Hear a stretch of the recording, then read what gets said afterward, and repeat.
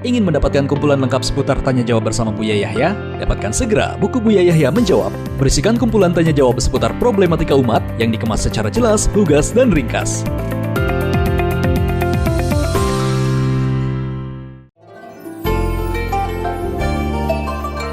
Assalamualaikum warahmatullahi wabarakatuh, Buya. Salam. Saya hamba Allah dari Ciamis ingin bertanya, Buya.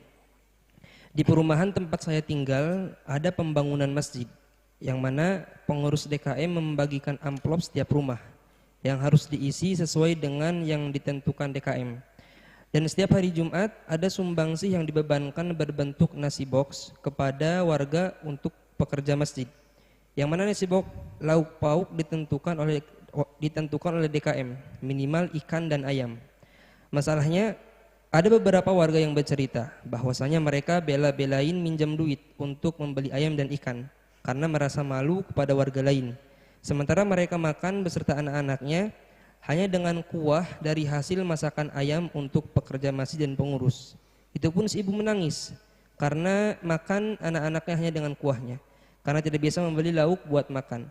Apakah sodakoh amal jariah dengan ditekankan dan ditentukan itu baik, Buya? Dan apa hukumnya, Buya? Terima kasih. Yang pertama kepada pengurus masjid atau panitia masjid, panitia pembangunan pondok pesantren dan sebagainya, di saat ingin mencari dana harus dengan cara yang cantik, cara yang bagus. Jangan sampai kita itu menggunakan cara yang salah, termasuk diantaranya dalam memaksa. Ini termasuk cara yang luar biasa zalim, memaksa orang dengan dibikin malu. Pak Haji ini sudah nyumbang segini loh ya, Pak Haji berapa nih? Oh, orang kaya nggak bisa. Ini jerumuskan, mengajari orang itu mengajari tidak ikhlas. Ini namanya panitia pengkhianat. Dia tidak menghendaki orang itu masuk surga, dia menghendaki bangunannya gede. Makanya caranya salah. Pak Haji, sebelah aja orang fakir ngasih 1 juta, Pak Haji cuma 200.000. Pak Haji, hanya dibom apa? Kalau saja bombong, hanya dimotivasi untuk membesarkan kesombongannya. Ini khianat. Dan ini ada model-model orang begitu ada. Gak boleh begitu, tuh haram. Jadi orang itu berbuat baik bukan karena Allah, karena disanjung tadi, dianggap kaya dan sebagainya. Nah ini bermasalah panitia kok macam begitu. Panitia itu mengajak orang dengan baik, menghantarkan orang ke surga, bukan mengajarkan orang sombong. Bahkan mungkin panitia itu ada yang hanya memikirkan bangunannya gede, nggak pernah menginginkan orang itu masuk surga. Ini kan khianat. Masjid untuk dibangun untuk mengajak orang masuk surga. Ternyata yang menyumbang pun tidak diajak masuk surga. Dia jadi sombong. Haji, kok orang. Bahkan bahasanya begini kadang-kadang. Sudahlah Pak Haji, yang penting banyak, nggak ikhlas juga nggak apa-apa. Ini kan paling kurang ajarnya panitia. Kalau nggak ikhlas nggak diterima oleh Allah. Kok yang penting banyak nggak ikhlas nggak apa-apa. Ayo, kalau ada pendengar panitia ini, panitia mau khianat begitu. Nggak boleh ngomong gitu. Di bawah harus ikhlas, ikhlas, ikhlas. Karena yang diterima oleh Allah adalah apa? Ikhlas. Kalau ada panitia ngomong begitu, berarti panitia itu bangun masjid ini bukan karena Allah, hanya pengen disanjung manusia. Yang penting gede, nggak ikhlas nggak apa-apa. Biar disanjung, wah pondoknya gede, masjidnya gede, hati-hati. Maka panitia masjid harus cantik. Apalagi meminta pada orang fakir dengan maksa, harus ngasih lauk begini. Mengambil dari orang dengan cara yang malu itu adalah juga termasuk yang rampok. Dengan atas nama Nabi Muhammad, dengan atas nama agama, nggak boleh begitu, haram.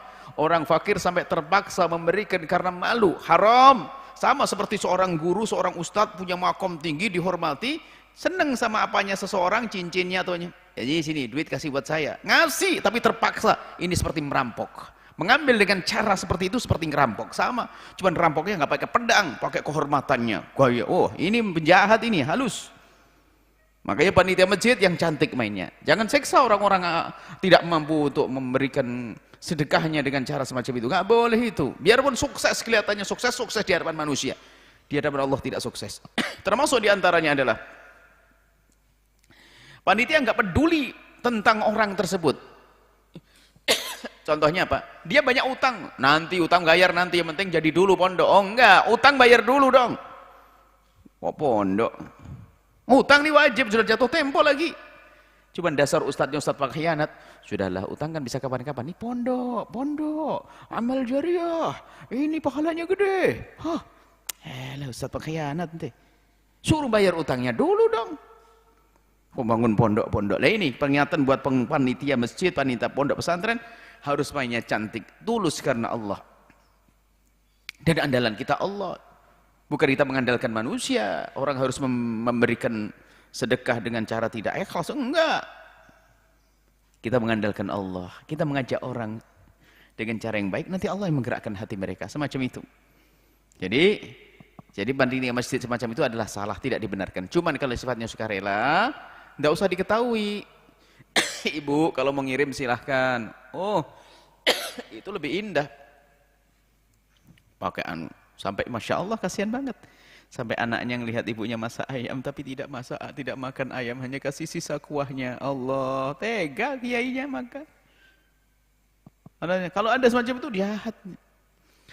Ini yang pertama. Yang kedua, kalau Anda ingin melakukan kebaikan, ya upayakan Allah bisa tulus dan ikhlas. Kalau terpaksa tidak. Tapi karena Anda sudah dipaksa semacam itu, diikhlasin saja. Cuman ingat, jangan memaksakan diri Anda kalau ternyata menjadikan porak-poranda rumah tangga Anda. Sampai ngutang-ngutang dan sebagainya, nggak perlu seperti itu.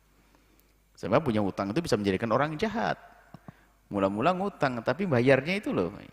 Ya, ini kadang-kadang ngutang nyantai, ngutang kan nggak dosa. Iya, ngutang nggak dosa. Tapi yang penting dibayar. Iya, bayarnya itu terlambat.